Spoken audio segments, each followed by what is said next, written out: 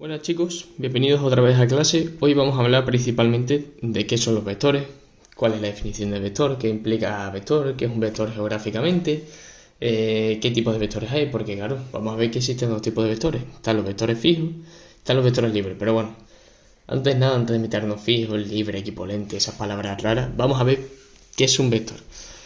Nosotros para definir esto, vamos a apoyarnos en el plano real. A ver, yo no me voy a ir a definiciones rigurosas y nada. Yo lo que quiero es que entendáis que es un vector. Así que bueno, vamos a pintar el plano real. Vamos a poner las ejes de coordenadas. Vamos a poner el eje Y y el eje X. Lo ponemos aquí. Bueno, que quede claro que al final un vector es una flechita. Como podemos ver aquí, me queda un poquito grande la flecha, pero bueno. Vamos a pensar el vector como una flecha. ¿Qué pasa con esa flecha? Tiene una serie de características. Tiene un punto, este de aquí, que es el origen, y luego tiene otro punto, que es este de aquí, que es el extremo. ¿Qué pasa? Nosotros estos dos puntos vamos a necesitar saber las coordenadas, porque después, a partir de ellas, vamos a poder usarlas para, por ejemplo, calcular el módulo. Y diréis, bueno, ¿pero qué es eso del módulo? El módulo simplemente es la longitud de esa flechita. Es decir, ¿cuánto mide eso? Entonces para eso vamos a utilizar una fórmula en la que vamos a necesitar esas dos coordenadas. Por ejemplo, el punto origen vamos a decir que es el punto 1, 1. Y el punto extremo vamos a poner que es el 4, 3, por ejemplo. Bueno, pues vamos a ver que la fórmula del módulo, al fin y al cabo, va a aparecer del teorema de Pitágoras. Diré, teorema de Pitágoras, ¿por qué? Vamos a escribir primero, vamos a llamar a este vector U. Y entonces el módulo de U, que lo escribimos así, como con las dos rayitas del valor absoluto, la fórmula es la raíz cuadrada de la suma de estas dos rectas, que es 4 menos 1 al cuadrado más 3 menos 1 al cuadrado. ¿Qué pasa? Si nos damos cuenta, 4 menos 1, ¿qué es? 4 menos 1 es esta distancia. Vale, y lo hacemos al cuadrado. Y 3 menos 1 es esta distancia.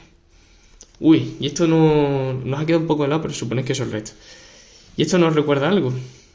Cateto, cateto y la hipotenusa. Y tenemos que, os acordáis que el teorema de Pitágoras dice, la hipotenusa al cuadrado es la suma de los catetos al cuadrado. Entonces, si despejamos nos queda h igual a la raíz cuadrada de los catetos al cuadrado. Entonces, de ahí sale cuál es la fórmula del módulo de un vector. Y esto ya es calcular, esto es muy fácil.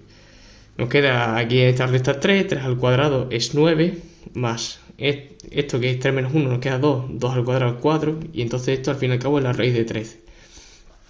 Pues esta es la longitud, esto es lo que mide esa flechita naranja.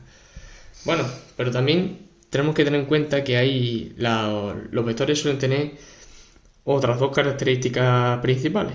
Vamos a pintar otra vez esto, porque ahí no quiero pintar más. Y ponemos otra vez la flechita. Vale. Esas otras dos características son la dirección y el sentido de un vector. La dirección, ¿qué es la dirección? La dirección básicamente es la recta que contiene ese vector. Y diré, bueno, pero ¿para qué nos sirve decir, vale, esta recta contiene este vector?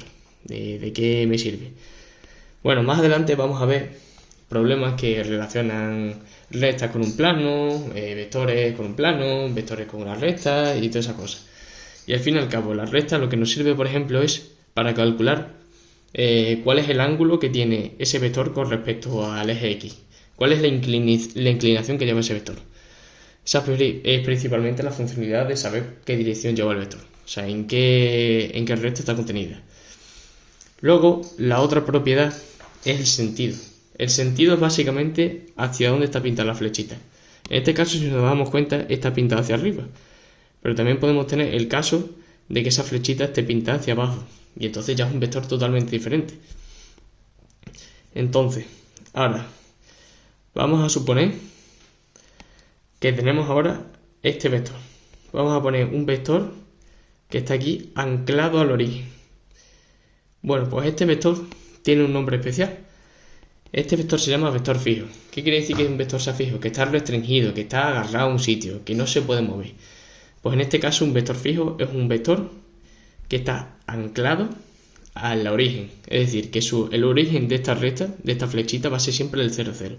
Pues ya puede ser otro vector que sea aquí, puede ser otro vector que está aquí, otro vector que haga así. Bueno, un poquito de la vaquera del vector, pero vosotros me entendéis. Es un vector que está anclado al origen, es decir, que el punto inicial, este punto, es el 0, 0 siempre. Pero ¿qué pasa si ese vector no empieza en el 0, 0? Es decir, que es así, está aquí, está aquí, pues está aquí, pues está aquí, pues está aquí, pues está aquí, pues está aquí, pues está en cualquier lado del plano real. Da igual el origen. El extremo obviamente siempre va cambiando. Si lo vamos moviendo así, aquí el extremo puede estar en el 8, 8, aquí puede estar en el, por ejemplo, en el 8, 1, aquí puede estar en el menos 7, menos 5. Lo que va cambiando también es el origen. Es decir, el vector está libre, se puede mover por donde quiera. No tiene que estar anclado al origen. Entonces, esa es la diferencia de un vector fijo y un vector libre. En este caso, aquí está anclado al 0, 0 y aquí puede estar en cualquier otro punto. Puede empezar en el 28.400, por ejemplo. Y ahora surge también otra pequeña definición. Vectores equipolentes. Y diréis, este hombre ya tiene cositas. Un vector equipolente no es nada raro, o sea, es muy fácil, en verdad. Nosotros imaginamos que tenemos este vector.